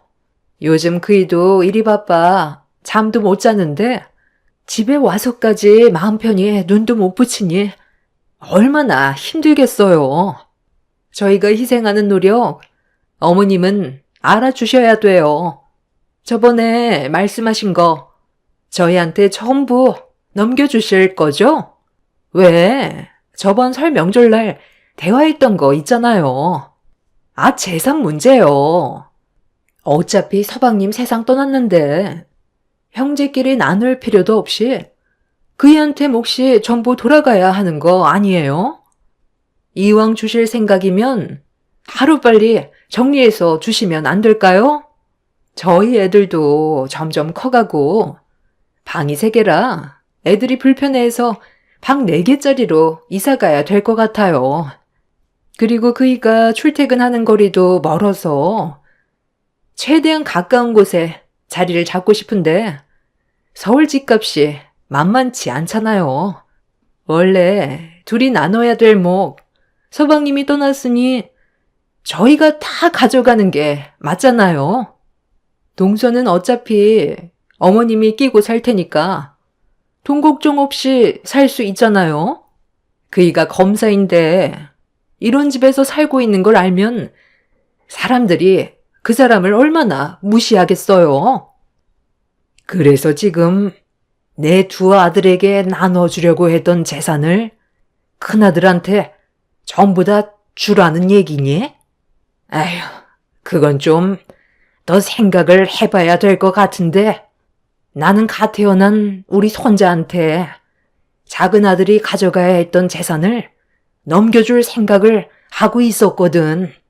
너희 시아버지도 나랑 같은 생각이고 그리고 작은 며느리가 우리 집 근처에서 자리를 잡게 되겠지만 그렇다고 작은 아들한테 줄 재산을 큰 아들한테 전부 준다는 건 좀 무리한 부탁 같구나. 그건 좀 진지하게 생각해 볼 필요가 있지 않을까? 지금 당장 정할 순 없지. 너희들은 돈 걱정 없이 잘 살고 있는데 그렇게 많은 욕심을 부려서 뭐해? 내가 주려던 재산은 노후 자금 빼고 적당한 선에서 나눠줄 생각이었다. 너무 서운하게 생각하지 말고 아직 서로 대화할 시간은 많이 있으니까 좀 더 기다려 보거라. 돈 문제로 얼굴 붉히는 게 제일 안 좋은 거 알고 있지? 어머님, 정말 너무하세요. 제가 이렇게까지 말씀드리는 이유가 뭔지 정말 몰라서 그러는 거예요?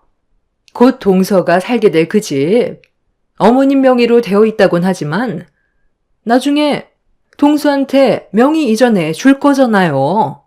어머님 근처 아파트 집값이 평균 15억이 넘어가는데 그걸 아무런 대가 없이 그냥 준다면 제가 얼마나 서운하겠어요. 서방님 세상 떠나기 전에도 항상 차별하셨잖아요.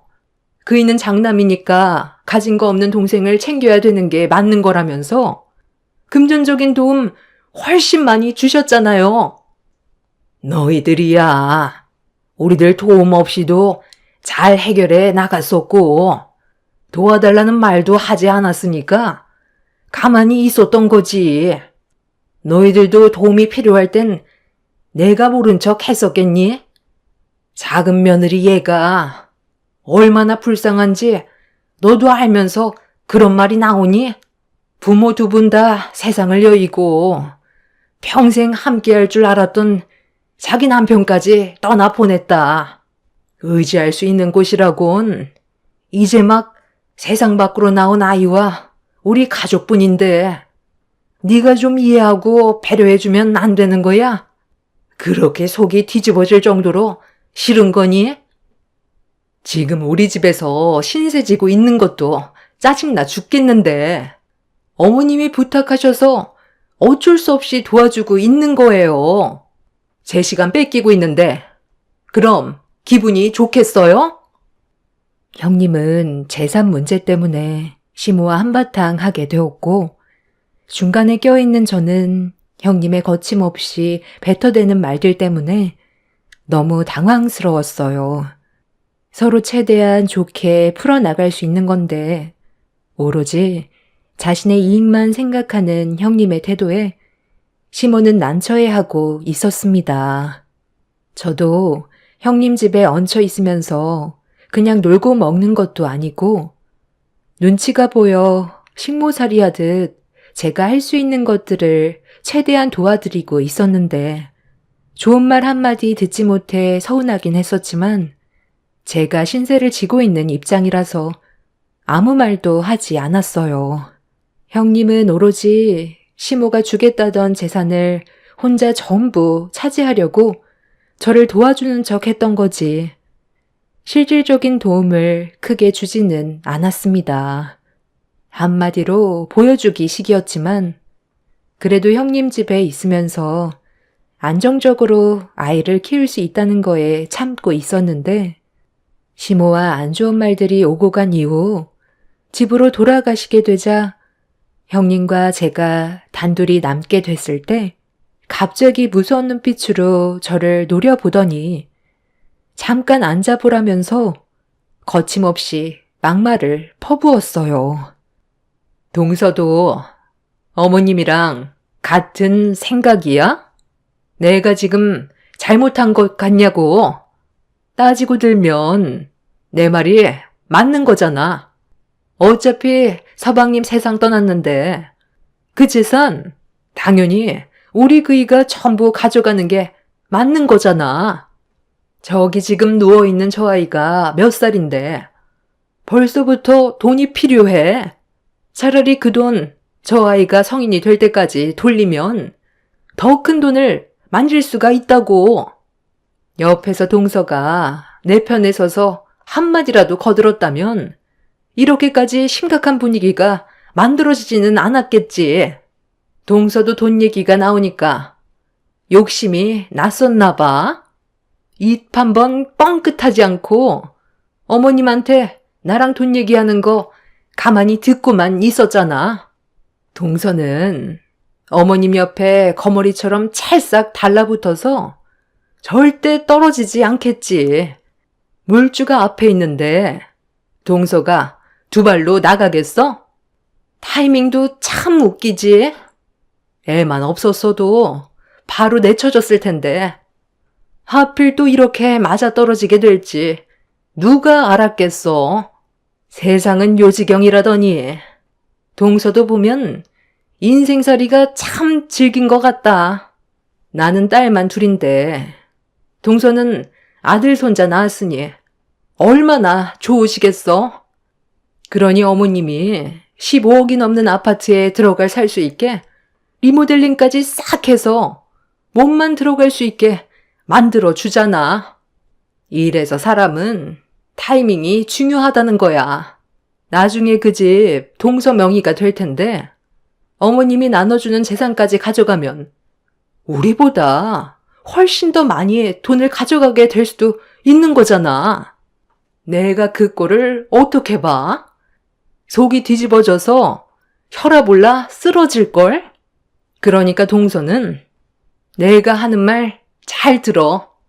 어머님 재산 관심 없으니까 우리 그이한테 전부 넘겨도 된다고 그래. 그리고 그 집에서만 살 수 있게 해달라면 되는 거잖아. 이 한마디 하는 게 어려운 건 아니지? 동서가 둘째로 들어왔으면 당연히 가져가는 것도 적어야 되는 거라고. 서방님도 떠난 마당에 시부모님 재산 노리는 건 확실히 잘못된 거지. 내 말 틀렸다고 생각하지 않지? 동서는 지금 서방님이 곁에 없으니 빈 껍데기나 다름없는데 손자 아들 하나 낳아줘서 겨우 붙어 있을 수 있다는 거 잊지 말고 기억해야 할 거야. 무슨 말인지 이해했지? 동서의 위치를 알고 행동하라는 거야.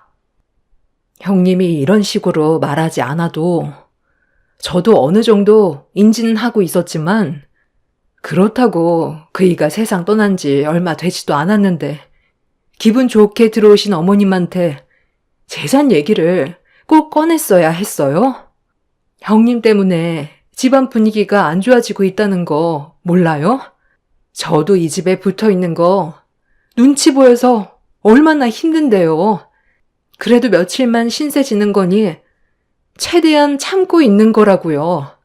그리고 형님이 지금까지 했던 말들 전부 어머님이랑 저한테 상처되는 말들이에요. 제발 말 좀 가려서 하세요. 입 밖으로 내뱉기 전에 생각부터 하라는 거예요. 어머님이 집으로 돌아가시면서 얼마나 마음이 안 좋겠어요. 돈이 인생의 전부는 아니라고요. 동서가 어머님이 떠주는 밥만 먹다 보니까 아주 배가 터질 정도로 불렀지? 돈이 인생의 전부가 아니라고? 밥숟갈 뜨기 힘들 정도로 상황을 힘들게 만들어줄까?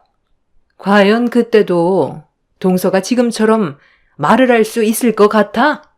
가진 것도 없는 집안, 능력도 없었으면서 서방님 하나 잘 만나서 인생 꽃길 걷게 된 주제에 어디서 혼자 고귀한 척 입을 털고 있어? 내가 이런 말까진 안 하려 했는데 동서 자체가 문제인 거 몰라? 동서가 태어나면서부터 집안에 불행이 찾아왔고 두 부모가 세상을 떠나게 된 거야. 부정하려 해도 인정할 수밖에 없는 게 왜인 줄 알아? 동서 옆에 있던 서방님도 세상을 떠났으니까. 그 다음은 또 누가 될까? 저기 세상 모르고 자고 있는 저 아이가 다음 타자가 될까? 아니면 동서를 딸처럼 아껴주는 어머님이 다음 타자로 세상을 떠날까? 정말 궁금하지 않아? 동서 자체가 불행을 끌고 다니는 사람이라는 거 나는 알겠는데 본인은 지금까지 인지를 못하고 있었나 봐. 아휴, 앞으로 조심해야 되겠다. 내가 될 수도 있는 거잖아. 형님은 저에게 온갖 상처되는 막말을 거침없이 꺼내 놓았어요. 너무 큰 충격을 받아서 정신을 차리기 힘들 정도였고 결국 제 두 눈에선 눈물이 흘러내렸어요. 인생을 살면서 사랑하는 사람이 3명이나 제 곁을 떠난 것도 마음이 아픈데 형님의 저를 노려보면서 뱉었던 독설은 제 마음을 후벼 파 놓았습니다. 더는 형님 댁에서 도움받고 싶지 않아 방으로 들어간 뒤 시모에게 전화를 걸었어요. 다음날 시댁으로 가는 게 좋을 것 같다고 진지하게 말씀드렸죠. 시부모님은 사업을 하고 계시다 보니 집이 비어 있어서 도움을 주지 못할 것 같아 형님 집에 잠깐 있으라고 했던 거였는데 차라리 시댁에 있는 게 정신건강상 훨씬 좋을 것 같아 다음날 아침에 시댁으로 가기 위해 준비를 하기 시작했어요. 시모가 아침 일찍 저를 데리러 오겠다면서 통화를 끝낸 뒤 그날 방에서 한 발자국도 나오지 않았습니다. 형님과 마주치는 것조차 너무 싫었어요. 그렇게 아이를 돌보면서 다음 날이 오길 기다렸고 아침이 밝아오자마자 저는 챙겨두었던 짐가방을 현관문 앞에 빼놨어요. 인기척에 잠에서 깬 형님이 방문을 열며 밖으로 나오더니 제가 짐을 챙겨둔 모습을 아무 말 없이 쳐다보고 있었습니다. 어제 방에서 통화하는 거 잠깐 들었는데 어머님 댁으로 들어가려고? 그래도 내가 옆에서 도와준 시간들이 있는데 인사도 없이 가는 건 너무 섭섭한걸? 아침에 조용히 나가려고 했어요. 형님 자고 있을까봐 방해하고 싶지 않아서요. 그리고 어제 그런 일들이 있었는데 서로 웃으면서 대화하기에는 힘들잖아요. 그래, 나도 뭐 좋은 감정으로 동서와 얼굴 마주하는 건 힘들 것 같았어. 잘한 결정이야. 잠깐 기다려봐. 내가 혹시 모르니까 생활비라도 좀 줄게. 가만히 있어보자. 한 10만 원 정도면 되지? 시부모님 사업하시는데 시댁에서 혼자 지낼 거 아냐. 애가 아파서 병원이라도 가게 된다면 급하게 돈이 필요하잖아. 동서가 돈이 없는 건 아니겠지만 그냥 내가 주고 싶어서 그래. 그래도 가는 마당에 얼굴 붉혀야 되겠어? 아니, 그런데 내 기억으론 지갑에 딱 10만 5천 원이 있었는데 5천 원이 어디 갔지? 그이도 일 때문에 어제 안 들어왔는데 혹시 동서가 주방 테이블 위에 올려져 있던 내 지갑에 손 댔어? 이제 막 태어난 저 아이가 내 지갑에 손댈 일은 없잖아. 우리 딸들은 교육을 잘 받아서 그럴 일 없을 테고 동서랑 나랑 있는 공간에서 가져갈 사람이 동서밖에 없잖아. 솔직하게 얘기하면 내가 조용히 넘어가 줄게. 내 5천 원 가져갔지? 네? 아, 갑자기 그게 무슨 말이에요? 제가 왜 형님 지갑에 손을 대요? 저는 어제부터 방에서 한 발자국도 나오지 않았어요. 형님이 어디에다 뒀겠죠. 아니면 돈을 쓰고도 기억하지 못할 수도 있는 거고요. 아직 잠이 덜 깬 건 아니에요. 10만 5천 원 있었다면 10만 원을 가져갔겠죠. 5천 원을 가져갔겠어요? 잠깐만. 동서, 나한테 지갑 좀 보여줄 수 있어? 내가 확인을 좀 해봐야 할 것 같아서. 지갑 이리 내놔봐. 우리 둘밖에 없었는데 어디서 지금 거짓말이야? 형님은 갑자기 제 가방을 뺏어 들어 바닥으로 쏟아냈어요. 그리곤 바닥으로 떨어진 지갑을 주워 들길래 뭐 하는 짓이냐고 화를 냈지만 형님은 저를 밀쳐버린 뒤 지갑 속을 확인해 보고 있었습니다. 그리고 그 지갑 안에서 5천 원이 나왔어요. 훔쳐가 놓고도 거짓말하는 거냐고 혼자 흥분을 해선 난리를 치기 시작했습니다. 제 지갑 속에 있던 5천 원은 기저귀 사고 남은 돈이었는데 그걸 본인 걸로 착각해서 훔쳐갔다고 혼자 생각하고 있는 형님의 태도에 어이가 없어 침착하게 설명을 하려 했지만 이미 두 귀를 닫아 버렸어요. 형님은 어디에 숨겼나 했더니 지갑 속에 넣어놨냐며 저보고 도둑년이라면서 베란다에서 골프채를 꺼내 들었어요. 저에게 성큼성큼 걸어오는 모습에 너무 놀라 현관문을 열고 밖으로 나가려는데 형님은 제 머리채를 잡더니 집 안으로 끌어낸 뒤 골프채를 사정없이 휘둘렀습니다. 억울하게 골프채로 메타작을 당하는데 제 몸이 온전치 않아 이리저리 피하면서도 속수무책으로 당하고 있었어요.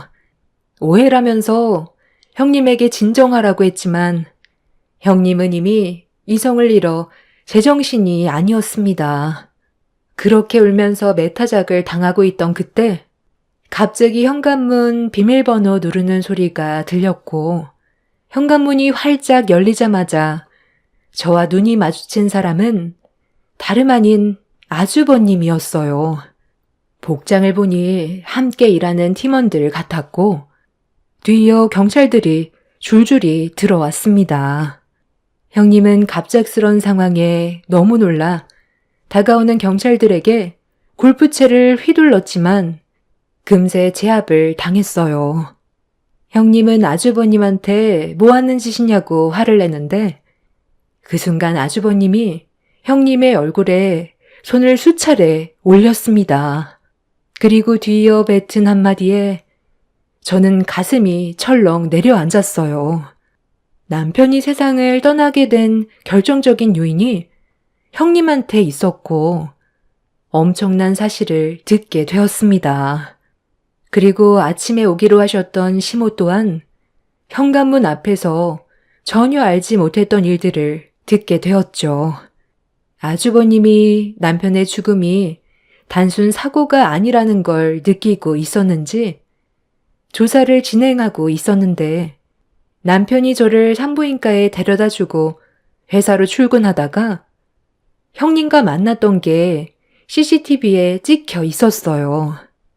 서로 안 좋은 말들을 주고 받았었는지 얼굴을 붉히는 모습을 보게 됐는데 형님이 남편한테 매달려 애원하기 시작했고 남편은 그런 형님을 뿌리친 뒤 차에 올라탔었습니다. 그 모습을 쳐다보던 형님은 누군가에게 전하는 모습이 그대로 찍혀 있었어요. 그리고 회사로 출근하는 남편을 뒤따라가고 있었죠.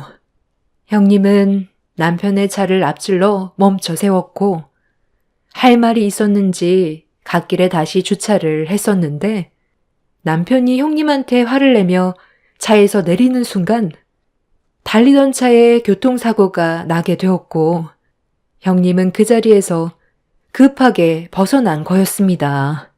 그런데 교통사고를 유발했던 차량 운전자가 충격적이게도 형님과 서로 꽤 오랜 기간 만나온 사이였어요.